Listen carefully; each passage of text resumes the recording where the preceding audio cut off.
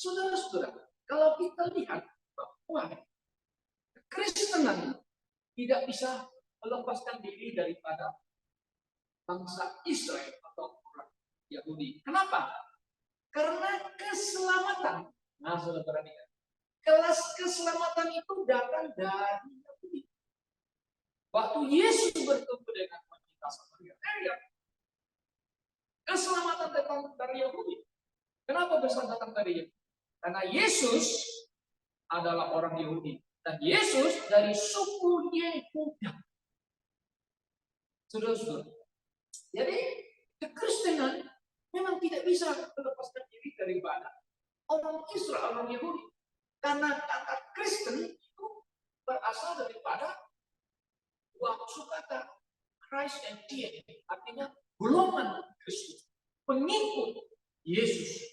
Nah, saudara-saudara, kita lihat bahwa memang Yahudi membenci Yesus, saudara, kan aneh juga ya. Tuhan mengasihi mereka, tapi mereka membenci Yesus, maka menyalibkan Yesus Kristus. Termasuk seorang Farisi yang sangat terkenal, yaitu Saulus. Saulus, dia adalah seorang Farisi, seorang yang berpendidikan hukum Taurat, ahli hukum Taurat. Oh, dia benci orang Kristen atau pengikut Yesus. Dia ingin menganiaya, menangkap, memenjarakan siapa saja yang mengikut Yesus. Tapi akhirnya Yesus Kristus menyatakan dirinya kepada Saulus. Saulus, Saulus, kenapa engkau menganiaya aku? Sulit bagimu untuk menendang batu, sesuatu yang keras, nggak mungkin kamu bisa menendang itu ya. Nah, saudara-saudara yang sekali dalam Tuhan, akhirnya Paulus atau Saulus mengenal Yesus dan menjadi Rasul Kristus untuk memberitakan Injil Kristus yang pernah dia mau musnahkan. Nah, saudara-saudara, jadi kita lihat kisah Saulus ini akhirnya menjadi namanya Paulus. Nah, memang kalau kita belajar ya, arti nama orang itu, saudara ya. Kalau Saulus ini dalam bahasa Ibrani itu Saul artinya yang diinginkan atau yang diinginkan ya. Itu yang bahasa Ibrani ya, yang didoakan gitu. Saul gitu namanya. Tapi dia ganti menjadi Paulus. Artinya apa? Kecil. Artinya orang yang rendah hati. Nah, ketemu Tuhan Yesus namanya berubah menjadi Paulus. Aku kecil. Nah, kenapa? Karena bertemu, mengenal Yesus. Sekarang dia memberitakan siapa? Yesus Kristus yang tersalib, yang tidak diterima oleh orang Yahudi. Justru tadi Paulus dan Saulus menentang Yesus, menangkap pengikut Yesus. Sekarang justru dia yang memberitakan Yesus Kristus yang tersalib. Jadi kekristenan tidak mungkin bisa melepaskan daripada Israel. Kita juga tidak mungkin melepaskan daripada memang bangsa Israel atau orang Yahudi. Sudah jelas, saudara. Maka itu, saudara, kalau orang membenci Kristen, membenci Kristus. Kalau dibenci Kristen, membenci Kristus, itu kena juga itu. Orang Yahudi juga dibenci. Aneh kan? Betul nggak? Iya, ada kaitan. Kenapa? Karena Kristen itu tidak terlepas daripada Israel atau orang Yahudi, saudara, secara spiritual. Spiritual kenapa? Karena kita yang diselamatkan. Kalau mengatakan itu, karena kadang-kadang mereka tolak Yesus. Kamu diberikan anugerah. Nah, kita enggak. Israel itu, Yahudi itu sudah kayak cabang itu, pohon jaitun itu ikat orang kafir, bangkelai tempelkan di cabang pohon jaitun. Kita bersyukur. Tuhan tidak menolak mereka. Tuhan tidak membuang mereka. Tuhan tetap memegang janjinya kepada Abraham bahwa mereka memang adalah keturunan yang dipilih oleh Allah sebagai umat. Paulus juga mengatakan, orang Yahudi adalah musuh Injil. Oh yes, ada disebut musuh Injil loh. Tapi Tuhan tidak buang mereka. Makanya Paulus di dalam Roma pasal 10 mengatakan, doaku ya semoga, katanya, doa saya, bahwa bangsa Israel, bangsaku, diselamatkan dan supaya mereka boleh mengenal kebenaran Allah. Supaya diselamatkan. Kenapa? Mereka giat-giat melayani Tuhan supaya aku benci orang Yahudi, benci orang Kristen. Ya begitu kan? Dikira kami melakukan itu menyenangkan Tuhan atau menyenangkan Allah, menyenangkan Elohim maksudnya. Oh tidak, saudara-saudara. Paulus memberitakan Kristus yang mati dan semua pengikut Yesus juga heran. Apalagi orang Yahudi, you tadinya mau binasai atau menghancurkan itu. Kenapa sekarang kalau sudah Bapak memberitakan Yesus yang mati itu? Karena Yesus yang mati Mesias itu kan jadi satu. Bagi orang Yahudi itu satu sandungannya. Mereka tidak akan percaya hal itu. Maka itu sampai hari ini orang Israel, orang Yahudi secara nasional mereka belum tidak mengaku Yesus yang 2000 tahun yang lalu mati di kayu salib. Mereka tidak percaya. Maka itu ajaran Rasul Paulus disebut satu kelompok ajaran yang dikatakan sesat, sekte yang lain oleh orang Yahudi. Karena orang Yahudi kan memegang hukum Taurat. Paulus kan sudah keluar dari hukum Taurat. Itu Paulus. Dia mengacau. Dia menjadi masalah bagi orang-orang Yahudi seluruh dunia.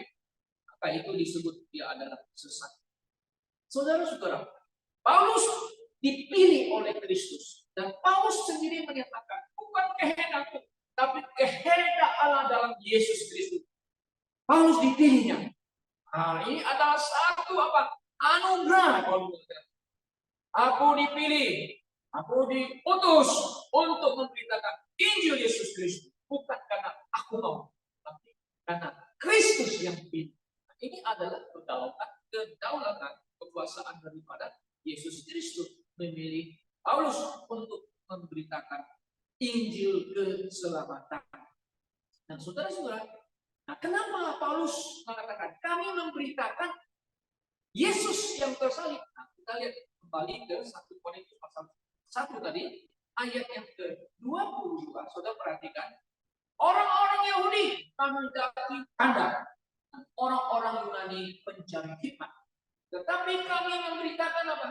Kristus, kami plural. Bukan hanya Paulus, tapi Petrus, juga Yohanes dan yang lain. Memberitakan Kristus yang disalibkan.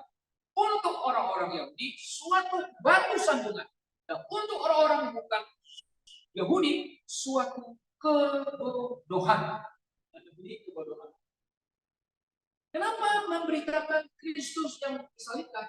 Ya, karena orang Yahudi kita ada. Namanya apa? Kau cari mujizat. Tunjukkan kami mujizat Tuhan Yesus supaya kami percaya kamu adalah anak Allah, Mesias. Tuhan sudah tunjukkan banyak mujizat, betul nggak? Tapi enggak tanda aneh lagi. Kenapa mereka masih tidak percaya ya? Gitu loh. Ada orang mati dibangkitkan. Ini nggak pernah kita lihat. Orang yang lupa dicelekkan, orang yang lumpuh dibangkitkan, orang dari semuanya orang kejadian. Ini nggak pernah. Makanya Nikodemus kalau Tuhan engkau tidak disertai oleh Elohim, oleh Allah Bapa. Mungkin. Makanya lah Nikodemus lanjutkan datang kepada Tuhan Yesus cari dia. Nikodemus kemudian dia percaya kepada Yesus. Sanakah? Ya. Saudara-saudara yang dikasih dalam Tuhan Yesus. Ini sangat jelas sekali. Kenapa? Karena orang Yahudi menentang Yesus yang ada. Tidak mau percaya. Itulah yang diberitakan oleh Paulus. Mereka hanya meminta mujizat. Yesus sudah menunjukkan mujizat adalah tanda bahwa dia adalah putra Allah. Dia Mesias yang diutus oleh Allah pada bangsanya. Tapi bangsanya menolak. Itu Yohanes pasal 1 kan. Dia datang kepada milik mereka, tapi miliknya menolak. Ya. Maka itu barang siapa yang percaya kepada Yesus akan diberikan kuasa menjadi anak Allah. Inilah kasih karunia itu yang diberikan Tuhan Allah kepada kita. Percaya kepada itu adalah satu anugerah. Nah, saudara-saudara yang kasih tahu, Yesus adalah Mesias yang diutus oleh Bapa. Itu yang mereka tidak bisa terima. Akhirnya mereka menghukum Tuhan Yesus mati salib di bawah kekuasaan Pilatus. Tidak ada tanda yang lain yang Tuhan berikan. Bahkan Tuhan juga pernah memberikan satu tanda. Oh, dari tanda, oke, aku kasih tanda kamu Yunus. Masuk. Yunus yang ditelan oleh ikan. Anak manusia akan berada di dalam depan temen turun bumi, jangan bumi selama 3 hari 3 malam. Kemudian 3 hari baru akan dibangkitkan. Mereka nggak percaya itu lagi. Mungkin ngomong apa kamu Yesus gitu ya? Nah, saudara-saudara, kalau kita lihat dari segi yang lain, saudara-saudara, ini orang Yahudi ini terus mereka menentang akan ajarannya Paulus, ya. Terus menentang, tak mau percaya sampai hari ini. Nah, kalau kita lihat lagi di dalam ayat yang kedua tadi ya, perhatikan kembali lagi. Nah, ini Paulus mengatakan ini orang Yahudinya mencari tanda, tapi orang Yunani mencari hikmat. Itu maksudnya apa ya? Nah, kalau kita baca terus bahwa tetapi kami memberitakan Kristus yang disalibkan untuk orang Yahudi suatu batu sandungan dan untuk orang-orang bukan Yahudi suatu kebodohan. Nah, jadi pemberitaan Injil bagi orang itu suatu batu rintangan. Sandungan itu bisa artinya rintangan bagi mereka. Mereka percaya, oh itu bukan Tuhan Yesus kami. Itu bukan Mesias kami. Sulit untuk mereka percaya akan Yesus yang disalib itu. Nah, bagi orang Yahudi itu adalah suatu kebodohan. Kenapa? Gini, bedanya orang Yahudi dan orang Yunani. Di zamannya Paulus melihat ini ada dua. Oh, orang Yahudi hanya dia punya fokus hidupnya hanya spiritual, rohani ya. Itu yang mereka kejarkan kan? Tapi beda dengan orang Yunani ya. Mereka mengejarkan apa? Mengejar wisdom. Wisdom, mencari wisdom. Nah, makanya saudara-saudara Paulus ini mengatakan itu pemberitaan itu kebodohan. Kalau kita lihat di ayat itu suatu kebodohan bagi orang Yunani. Kenapa? Karena sebelum Yesus lahir, ada beberapa orang-orang Yunani yang kita tanda kutip zaman sekarang mengatakan orang bijak adalah filosof. Artinya filsuf atau filsuf yang ternama, yang terkenal, yang bijak di dalam pandangan orang duniawi. Yang itu sebelum Yesus lahir. Nah, saya kutip ya antara beberapa yang masih sekarang itu namanya sangat terkenal di sekolah, di universitas, khususnya dalam filsafat ya. Yang pertama itu yang filsuf yang sangat terkenal itu Pitagoras. Saudara dengan di SMA sudah mulai belajar ya. Siapa filsuf terkenal? Pitagoras. Pertanyaannya ada matematik namanya Pitagoras. Apa Pitagoras? Matematik ya. Nah, itu yang menemukan ilmu matematik itu Pitagoras namanya ya. Di bidang matematiknya sepintar dari situ ya. Kemudian ada muridnya yang juga bernama itu tahun 570 sebelum Yesus lahir. Nah, kemudian ada lagi Aristoteles, sudah kenal di CPE, Anda tahu. Filsuf Aristoteles. Oh, ini klasik Yunani klasik ini ya, orang-orang yang pintar ya. Itu abad 384, 322. Nah, ini Aristoteles. Kemudian ada lagi yang nama Plato. Filsuf Plato itu tahun 424, 347 ya. Nah, Plato adalah murid, juga ada murid namanya Socrates. Nah, juga Socrates orang bijak, pintar. Mereka eksis sebelum Yesus lahir. Jadi orang Yunani selalu mau belajar yang pengetahuan hikmat. Mencari hikmat. Tapi sebenarnya mencari hikmat itu di ujung-ujung akhirnya mereka tuh mau cari sebagai kebenaran. Tapi nggak ketemu-temu. Maka itulah waktu Yesus pengadilan Pilatus.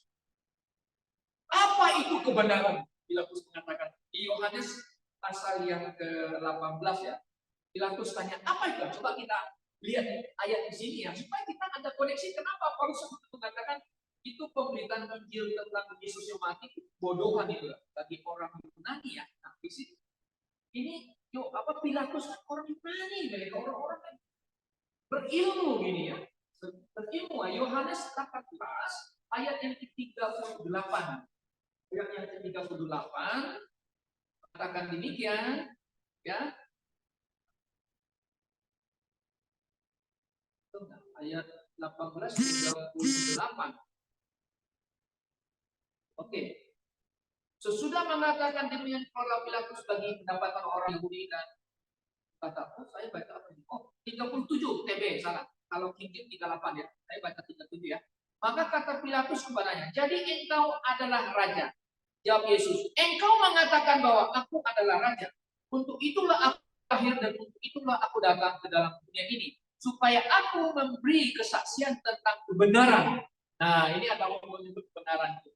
Setiap orang yang berasal dari kebenaran mendengarkan suaraku. Kata Pilatus kepadanya, apakah kebenaran itu? What is the truth? I am the truth and the life.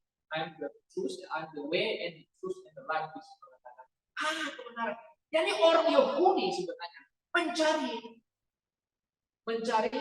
wisdom. Nah, kata wisdom itu filosofi ya. Philo itu artinya begini. Filio dari kata filio, cinta. Ya, Sophia artinya apa? Wisdom. Cinta, wisdom. Mencari wisdom, mencari bijaksana. Tapi sebenarnya lebih dari itu mereka mencari kebenaran. Nggak ketemu mereka. Makanya di sini kita lihat Yesus mengatakan, I am the truth. Kebenaran. Ini yang sejati yang dicari. Maka itu Paulus mengatakan, pemberitaan Yesus yang mati bono bagi orang Yunani. Juga bagi dunia yang binasa. Tapi bagi kita adalah kekuatan Allah. Kuasa Allah di sana. Maka itu Paulus mengatakan, kami memberitakan Yesus yang terus hidup. Kenapa? Itu adalah kekuatan Allah. Kita kembali ke Roma 1. Nah, saudara, mari kita lihat Roma pasal 1 ayat yang ke-14, ayat yang ke-16 dan ayat yang ke-17. Paulus di sini menyinggung ada nama orang Yunani di sini ya. Mengatakan, kalau terjemahan yang bagus itu begini, sebab aku mempunyai tidak malu saja. Kalau TB mempunyai keyakinan yang ya, aku tidak malu karena Injil adalah kekuatan, power of God yang menyelamatkan apa? Setiap orang yang percaya. Pertama-tama siapa? Orang Yahudi, tetapi juga orang Yunani. Yaudah, yang pertama diinjili dulu kan, pemberitaan Injil kan kepada orang Yahudi. Tapi orang Yahudi nggak percaya. Mereka mau ngotot meminta tanda itu. Itu tanda sejarah, tapi nggak percaya dong. Yesus sudah mati sesuai dengan Yesaya pasal 53. Apakah itu bukan tanda? Dia mau cari hujat yang lain apa? Ya, orang Yahudi kalau baca Yesaya 53, seharusnya mereka, tapi mereka tidak membaca itu. Istilah kalau dalam orang Yahudi sana mengatakan the forbidden verses. Ayatnya nggak boleh baca. Besok mereka harus kembali ke Yesaya. Orang Yahudi, orang Yunani, orang yang bijak mewakili. Jadi Yunani mewakili bangsa-bangsa kafir yang mencari hanya apa? Bijak. Nah, saudara, kenapa demikian? Karena begini, kalau kita lihat dari Maliaki, kitab Perjanjian Lama itu, waktu ditulis dan di close kitab itu, sampai ke zaman kelahiran Yesus, itu tidak ada firman Tuhan yang datang kepada orang Yahudi. Tidak ada wahyu, tidak ada firman Tuhan selama 400 tahun. Dari sisi, dalam selama 400 tahun ini, saudara, yang muncul apa? Ajaran manusia, bijak-bijak. Maka itu yang dipegang oleh manusia. Kami mau cari yang ini supaya hidup kami lebih baik, hidup kami lebih berarti ya. Tapi tidak menemukan kebenaran yang sejati. Itu kebenaran sejati itu tidak ada di dalam Yesus. Yesus yang tersalib, yang mati menebus dosa manusia. Nah, saudara-saudara yang dikasihi dalam Tuhan Yesus. Orang Yahudi mencari tanda. Orang Yunani mencari hikmah. Dan begitu. Dan pemberita Injil Kristus bagi orang Yahudi batu sandungan. Pemberita Injil bagi Yunani itu adalah suatu kebodohan bagi mereka. Satu kebodohan bagi mereka. Tapi bagi kita adalah satu kekuatan kuasa Allah yang menyelamatkan manusia. Nah, saudara-saudara yang sekasih dalam Tuhan Yesus. Gereja masa kini, gereja kita tak harus konsisten. Pemberitaan Injil kita, we teach and we preach, tentu adalah inti daripada doktrin dasar iman kita. Fondasi yang kuat, the center is Jesus Christ. Itu centernya kita ya. Yang harus kita terus beritakan. Tanpa itu, saudara-saudara, tanpa memberitakan itu, maka kita khawatir akan timbul namanya Yesus yang lain. Maka itu Paulus mengatakan di Galatia pasal 1 ayat 8. Dan terkutuklah orang yang memberitakan Yesus yang lain. Coba kita lihat di dalam ayat ini. Ya, di 1 Galatia ya. Maksudnya Galatia pasal 1 ya. Coba kita lihat 1 ayat yang Paulus mengatakan demikian. Tapi sekalipun kami atau seorang malaikat dari surga yang memberitakan kepada kamu suatu Injil yang berbeda dengan Injil yang telah kami beritakan kepadamu, tertutuplah dia. Nah, ini sebenarnya bukan Injil, tapi another. Hanya mau menyesatkan orang Galatia aja. Kalau kita baca ayat 9. Seperti yang telah kami katakan dahulu. Sekarang kukatakan sekali lagi, kalau ada orang yang memberitakan kepadamu suatu Injil yang berbeda dengan apa yang telah kamu terima, tertutuplah dia. Jadi Injil yang berbeda dengan Injil Rasul Paulus. Sekarang Injil Paulus nanti apa? We preach the crucified Christ. Itu yang mereka katakan. Bagi orang Yahudi satu, kami tidak percaya Yesus kami atau Mesias kami. Kami Mesias kami adalah datang sebagai raja yang besar, bukan yang mati kotor. Mereka lupa ya, hukum Taurat menulis tentang nubuatan tentang kematian Mesias. Kenapa tidak percaya sampai hari ini? Saudara-saudara yang dikasihi dalam Tuhan Yesus. Bagi kita sebagai orang yang telah diselamatkan, ya, kita memang adalah orang yang mendapatkan anugerah besar. Karena orang Yahudi menolak, bangsa lain mendapatkan anugerah besar. Itulah kasih karunia Allah. Di mana itu cabangnya orang yang pokoknya itu zaitun itu dikerat orang Yahudi. Bukan arti kalau mengatakan buang mereka, tidak. Tapi mereka tetap pilihan Tuhan. Maka itu orang Yahudi kekristenan itu nggak bisa dipisahkan. Orang benci Kristen pasti dia benci. Nah, pasti benci Kristus, benci orang Kristen. Benci orang Kristen, bisa orang Yahudi. Saudara-saudaraku yang saya katakan, orang Yahudi tidak dibuang. Nanti satu hari itu cabang yang dikerat itu akan dikembalikan. Bila the fullness of the Gentile is full. Full kapan full itu? Full itu gereja akan di-capture. Orang Yahudi akan berurusan dengan Kristus kembali. Saudara yang kasih dalam Tuhan Yesus Kristus. Kita bersyukur kepada Tuhan kalau kita percaya Yesus yang bersalib, yang mati menebus dosa. Sampai Yesus akan datang kembali, jemput kita, ya, mengangkat kita, ya, supaya kita tidak akan mengalami namanya tribulasi penderitaan di dunia ini, di dalam zaman tribulasi. Ini adalah yang kita yakini dan saya yakini ya. Saya yakini bahwa gereja Tuhan, orang-orang yang ditebus oleh darah Kristus tidak akan mengalami zaman tribulasi yang mengerikan. Puji Tuhan, itu yang kita cuma. Baiklah saudara-saudara, kita sebagai orang-orang yang percaya, mari kita bersatu, ya, bersatu melayani Tuhan seperti yang khotbah saya di hari Rabu ya. Marilah kita juga bersatu memberitakan Yesus yang bersatu, yang menyelamatkan setiap orang yang percaya. Kiranya Tuhan menolong kita, Tuhan memakai kita, dan Tuhan memberkati gereja kita. Amin.